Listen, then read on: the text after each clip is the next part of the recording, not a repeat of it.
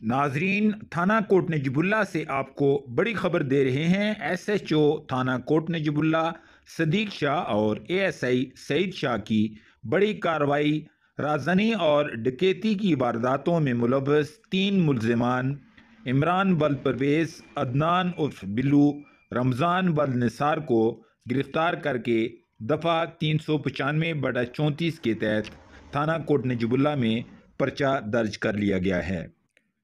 मुल्ज़िमान के कब्जे से 25,000 रुपये नकद, 2 अदद पिस्टल, 13 अदद कारतूस वसूल कर लिए गए हैं। मुल्ज़िमान से मज़ीद तफ्तीश जारी है। ख्याल किया जा रहा है कि इस डकैत ग्रुप में मज़ीद अफराद भी शामिल हैं, जिनकी तलाश के लिए मुख्तलिफ मकामात पर छापे मारे जा रहे हैं।